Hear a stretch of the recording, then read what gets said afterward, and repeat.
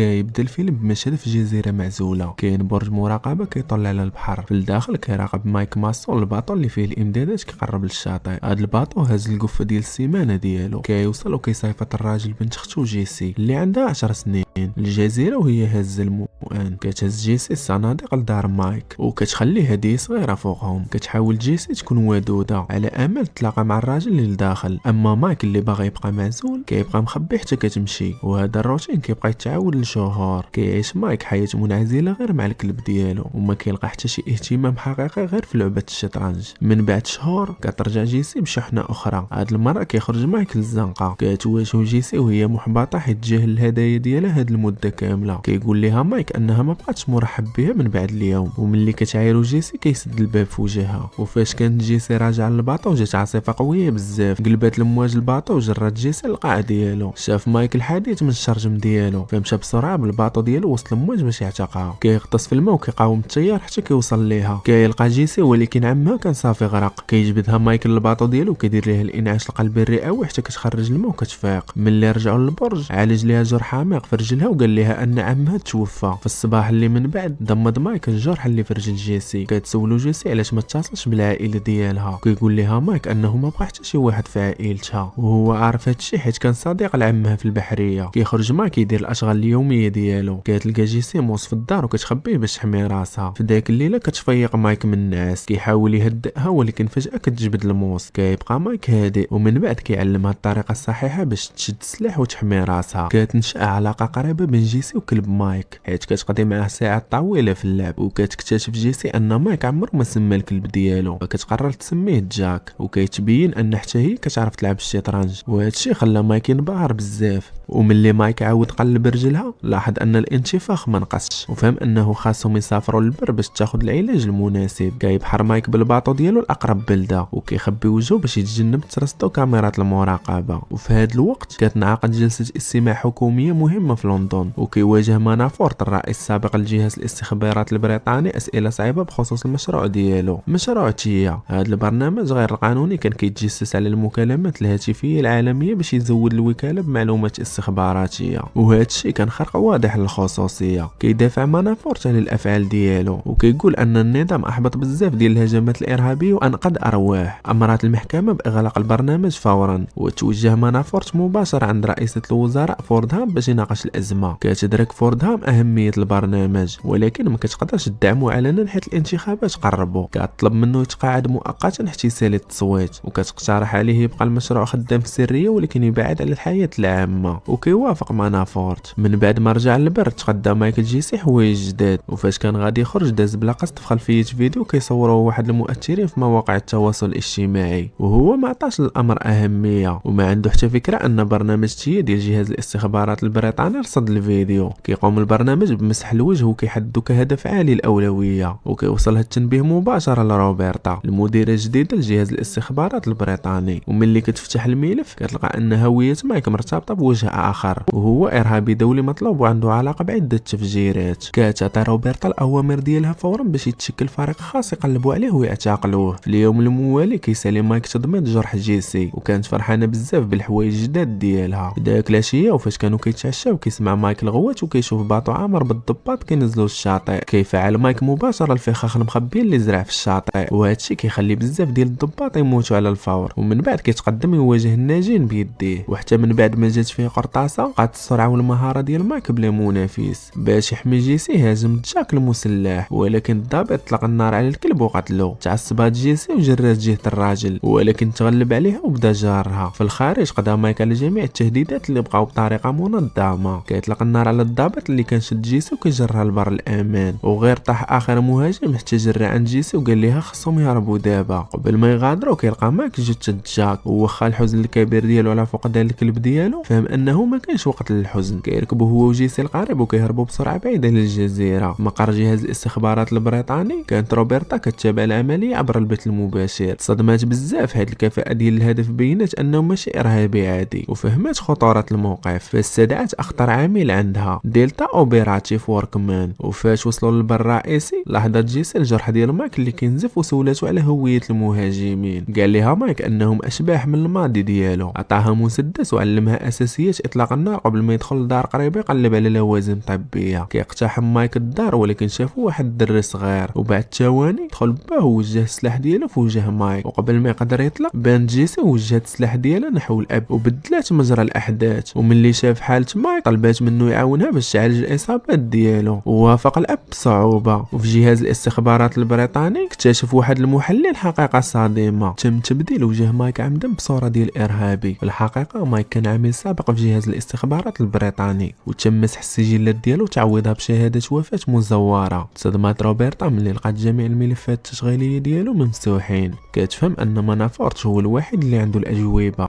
وفي نفس الوقت كيأكد الولوج الخاص ديال مانافورت البرنامج هي ان مايك مازال حي. وفي حاله ديال الهلع كيصيفط مانافورت امر مستعجل لوركمان، كيعطي تعليمات ديالو لوركمان باش يتخلص من مايك وجيسي ان فوا يشوفهم. كيسالي الاب معالجه جروح مايك في داك اللحظه اللي كيفهم فيها مايك ان الدري بلغ السلطات. وبينما البوليس كيحاصروا الدار كيأمر مايك العائله يتخباو. كتابع روبرتا والفريق ديالها البث المباشر بينما كيحاول الاب وولده يهربوا من المبنى. من مسافه بعيده كيطلق وركمان نار ببندقيه غنس وكيقتل الاب على الفور. كينقذ مايك الدري، ومن بعد كيشد جيسي وكيهرب من الباب الخلفي. كيشق طريقه وسط صف ديال الضباط وكيستولي على الاسلحه ديالهم وكيختطف سياره ديال الشرطه. كيتبعوا وركمان بسياره اخرى وكيطلق النار عليهم وهما هاربين بسرعه. كيدخل فيه مايك وكيخرجوا من الطريق، ومن بعد كيختفي. كتصل روبرتا بمانافورت وكطالبوا يعرفها علاش تم حذف ملفات مايك. كيدعي مانافورت انه هو اللي انشا وحده العمليات بلاك كايت، وكان مايك هو القائد ديالها. كيقول ان مايك كان جندي مثالي حتى رفض يقتل مسؤول اجنبي كان كيشكل تهديد للامن القومي. كيصر مانافورت ان مايك انشق على المجموعه ومازال كيشكل خطر كبير، وكيقترح على روبرتا تستعمل كل قوه باش توقفه. ولكن روبرتا اللي ولات شاكه في نوايا مانافورت كتكلف الفريق ديالها يديروا تحقيق اعمق. وهنا كتنكشف الحقيقه. كان المسؤول الاجنبي في الحقيقه عالم سميتو تشاد، وكان خدام على تطوير علاجات مجانيه للسرطان. وكان مانافورت باغي يتخلص منه بطلب من شركات الادويه الكبرى اللي كانت غادي تخسر مليارات الدولارات. ولهذا السبب رفض مايك الامر وانقلب على جهاز الاستخبارات البريطاني. كيفهم مانافورت اللي كان كيراقب عبر كاميرات مراقبه مخفيه ان روبرتا عرفت الحقيقه وما غتبقاش تتبعو من بعد اليوم. اثناء السياقه كتسول جيسي واش غاديين يمشيو يشوفوا عائله مايك. كيشرح ليها مايك انه بوحدو حيت العائله كتحسوا بالضعف. كيوصلوا الكنيسه باش يتلاقاو بوتش الشريك السابق ديال مايك وخبير تكنولوجي معلومات سابق في جهاز الاستخبارات البريطاني. كيتصدم بوتش ملي كيلقى مايك مسافر مع طفله. كيشرح ليه مايك ان جيسي كانت غير في البلاصه الغلط في الوقت الغلط. في دار بوتش كيخترقوا نظام تيا، وكيكتشف بوتش ان مانافورت لفق التهمه لمايك وربط الصوره ديالو بملف ارهابي. كيطلب مايك من بوتش يحمي جيسي بينما هو غادي يطارد مانافورت. كان بوتش متردد حتى لحظه جيسي الدواء ديالو عرفاتو حيت الام ديالها ماتت بالسرطان. وكيكشف بوتش انه تشخص بالمرض قبل 5 شهور، وهادشي خلى مايك يحزن بزاف على صاحبه. قررت المجموعه تتصل بكمال زعيم عصابه خطر واخر امل عندهم. وبينما كان بوتش كيوجد الطوموبيل حس مايك بالخطر وروكمان وصل. كيدخلوا مايك ووركمان في عراك عنيف وخطر بزاف. بجوجهم قتله محترفين، ولكن مايك كيقدر يصيب وركمان بجروح كافيه باش يهرب مع جيسي وبوتش. واثناء الهروب كتسول جيسي على هويه المهاجم. كيشرح بوتش ان وركمان هو البديل ديال مايك في جهاز الاستخبارات البريطاني ونسخه اصغر في العمر واسرع من مايك ديال قبل. وفي الاخير كينفصل مايك وجيسي باش يتلاقاو بكمال في المدينه. وملي كتسولو جيسي علاش ما تقدرش تبقى معاه كيقول ليها مايك ان الخطر كبير بزاف وخاصو يقتل المصدر ديالو باش يسالي كلشي. كترجى جيسي وعدها يبقى حي، ولكن مايك كيبقى ساكت. كيوصل مايك وجيسي لملهى ليلي، وفورا كتنبه كاميرا المراقبه مانافورت وروبرتا.